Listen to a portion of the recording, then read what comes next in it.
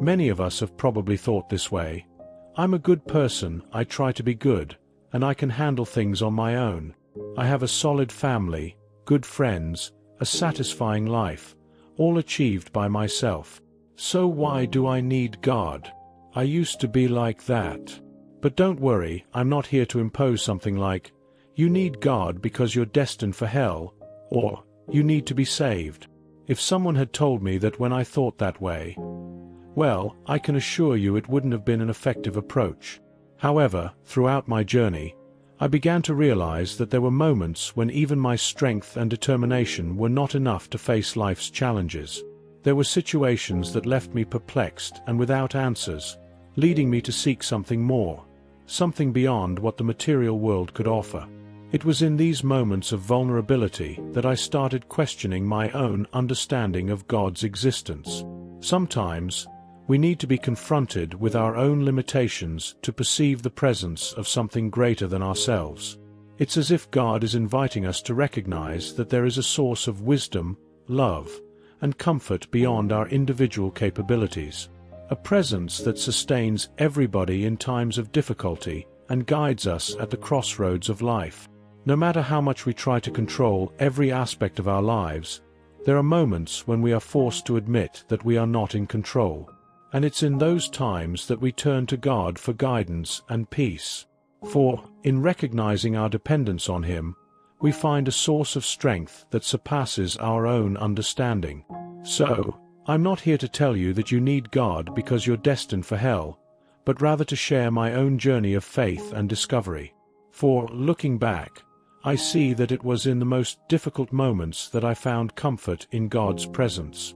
And it's this personal experience that leads me to share this message with you today.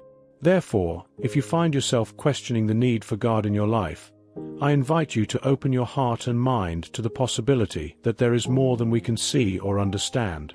For, in doing so, you may discover that God is closer than you ever imagined, ready to offer you love, forgiveness, and hope, regardless of who you are or what you have done. Therefore, I want to present a perspective, an invitation to something that I consider deeply meaningful. So, I ask you to listen to me and decide for yourself, because the choice is yours.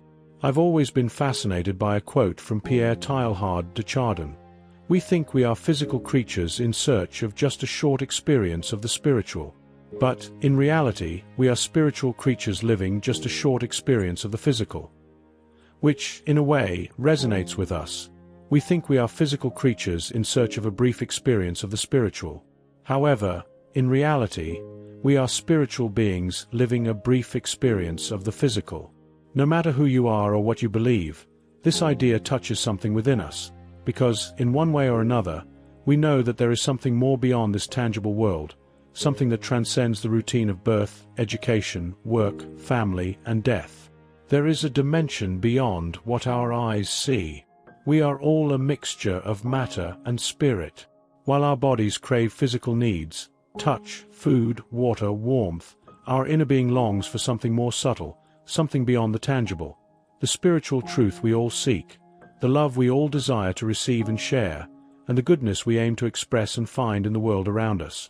Sometimes, we think we know what is good for us, only to later discover that our concepts were mistaken.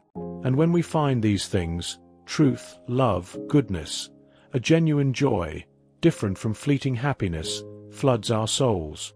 But when these spiritual needs are not met, our inner being feels empty, a sense of withering that unsettles us. Now, I know many of you may be wondering, but why are these things considered spiritual? Well, take a moment and reflect. Are these fundamental and pure truths something we invented or something we discovered? Think about mathematics, for example. 1 + 1 = 2. This equation remains true even if there were no universe. Therefore, mathematics is something we discovered, not something we invented.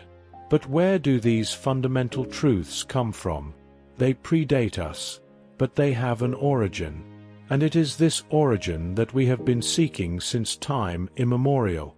Now, let me introduce an analogy that I find extremely enlightening, an idea I'll borrow from John Fulton Sheen. He describes 3 levels in life, and all of us, at some level, aspire to what is best, to what is at a higher level. The first level is characterized by carnal pleasure, vanity, the mere feeding of the senses. As long as something looks good and makes us feel good, we care little about anything else. The second level represents a state of intellectual enlightenment. All human knowledge, the arts and sciences, culture and society, humanity and the common good. This level is indeed grand, but limited by our human understanding. However, the third level is where the spiritual resides, everything that transcends the tangible, that is beyond all our human understanding.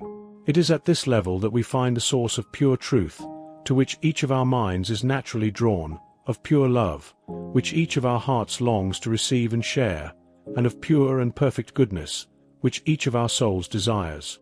Just as flesh and blood can only be generated from flesh and blood, spirit can only be generated from spirit. And this first pure spirit is where we come from, explaining why we sometimes feel nostalgia for something we can't even define. Now, if we spend our lives only in the lower levels, we are doomed to boredom, misery, and stagnation. Boredom, because any repeated pleasure inevitably leads to boredom. Misery, because we seek all these things in places where they clearly cannot be found. And stagnation, because there is no development of our minds.